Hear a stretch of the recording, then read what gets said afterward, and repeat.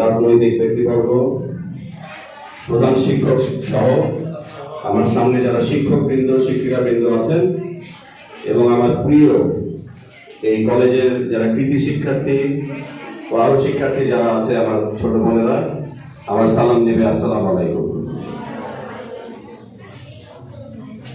আমি এর আগেও তোমরা জানো যারা আজকে আমাদের কৃতি শিক্ষার্থী তোমরাই কলেজে করেছি, শেরপুরও এর আগে আমি বিভিন্ন কলেজে গিয়েছি। সেখানে আনন্দের সাথে আমি একটা বৈষম্য উপভোগ করেছি।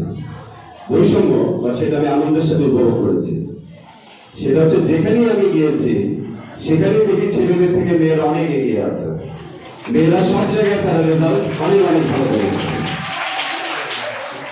আর আজকে তো আমি আসছি কোনো কোয়েট না, আজকে তো মহিলাদেরই কলেজ, যেখানে 37 জন জিপিএ পাস হয়েছে। তোমাদেরকে আমার অন্তঃস্থল থেকে অভিনন্দন, হার্টিয়েস্ট কংগ্রেচুলেশনস। সেই সাথে আমার ছোট বোন যেটা বলে গিয়েছে, এর পিছনে যারা কারিগর শিক্ষকবৃন্দ প্রধান শিক্ষক আছেন এবং তোমাদের অভিভাবকগণ, তাদেরকেও আমার পক্ষ থেকে অভিনন্দন।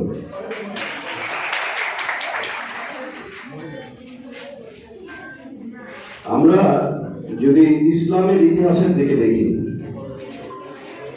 তাহলে দেখা যায় যে নারীরা কত সাহসী ছিলেন।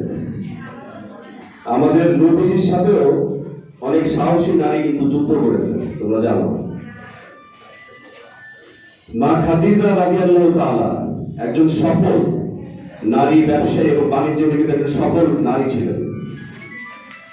একইভাবে আমরা যদি রাজনীতির অঙ্গনে দেখি তাহলে আমরা যদি বিশ্বের দিকে তাকাই, পশ্চিমা দেশে তাকাই, সে মার্গারেট থ্যাচার, হিলারি ক্লিন্টন থেকে শুরু করে আমাদের দেশের আপসের নেত্রী বেগম খালেদা জিয়া, সবাই কিন্তু সফল এবং শক্তিশালী নারী নেতৃত্ব। আমরা যদি এমনকি খেলাধুলাও দেখি, ক্রিকেট ফুটবল, সেখানেও কিন্তু নারীরা ছেলেদের থেকে অনেক এগিয়ে আছে। তাই নারীদেরকে কোনো অপরাজনীতি বা অপকৌশলের মাধ্যমে শিকল করে ঘরে রাখার সে অবস্থা কিন্তু এখন আর নাই। নারীরা ঘরে থাকবে নাকি বিশ্ব জয় করবে, সে অধিকার ও স্বাধীনতা কিন্তু নারীদের। তোমরাই সেটা ডিসাইড করবে যে তোমরা জীবনে কি চাও।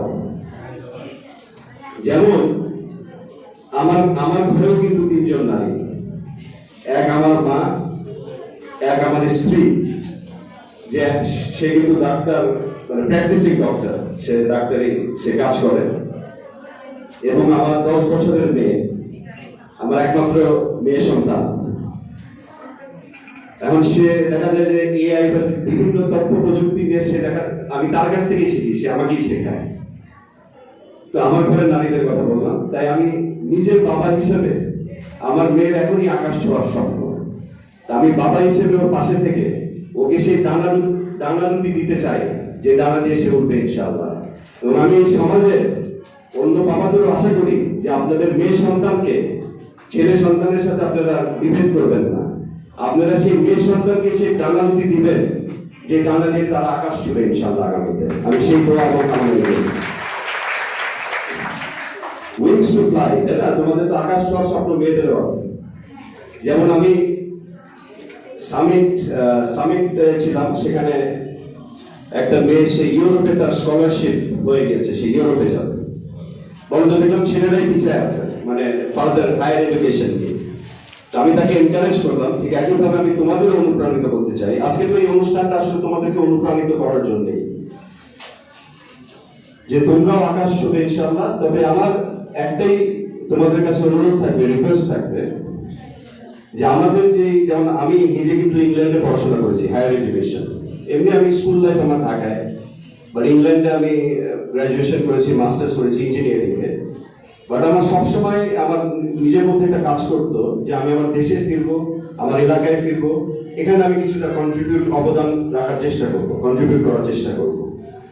আমি তোমাদেরকে বলতে চাই, তোমরা আকাশ ছোঁও, তোমাদের অ্যাম্বিশন থাকবে। আমি চাই তোমরা দেশ বিদেশে আলো ছড়াও, বাট কিছুটা সুযোগ পেলেও যেন তোমার যে এলাকা সেখানে ফিরে কিছুটা আলো তোমরা ওখানেও যেন ছড়াও, সেই এলাকাটাকে যেন তোমরা কিছুটা হলেও যেন আলোকিত করতে পারো। তাইলে কিন্তু আমরা একটি আলোকিত দেশ এবং একটি আলোকিত শেরপুর আমরা করতে পারবো ইনশাআল্লাহ আগামীতে। পরিশেষে আমি আর বক্তব্য দীর্ঘায়িত করবো না, যেহেতু আমি নারী স্বাধীনতার কথা বলেছি, নারীর সমান সুযোগ যেন আগামীতে পায় সেই নিয়ে আমি কথা বলেছি বা কথা বলি, এমনকি নারীর যে সুরক্ষা সেই নিয়েও আমি কিন্তু কথা বলি। এখানে আমাদের যে প্রধান অতিথি আছেন, তোমরা তাকে সবাই চেনো, তার সাথে আমার সম্পর্কের তো জানো নাকি, আমার বাবা। যদিও বয়সে আমি তরুণ, কিন্তু হৃদয় উনি তরুণ, কারণ উনি লাল পাঞ্জাবি পরে আছে, আমি সাদা পরে আছি, দেখছেন তো সবাই। তো তাকে এই প্রশ্নটা রেখেই আমি আমার বক্তব্যটা শেষ করব, যে নারীর আগামীতে যেহেতু উনি একটি দল, যে দল আমিও করি অবশ্যই, বাংলাদেশ জাতীয়তাবাদী দল বিএনপির উনি একজন সিনিয়র নেতা, তো ভবিষ্যতে নারীদের জন্য আমরা বিএনপি থেকে কি আশা করতে পারি, বা বিএনপি আমাদের জন্য কি ধরনের রূপরেখা এবং আমাদের নারীদের নিয়ে বিএনপির যে চিন্তা চেতনা এবং নারীদের জন্য আমরা আগামীতে কি বাস্তবায়ন করবো, তার উপরে যেন উনি আমাদেরকে কিছু আলোকপাত করেন।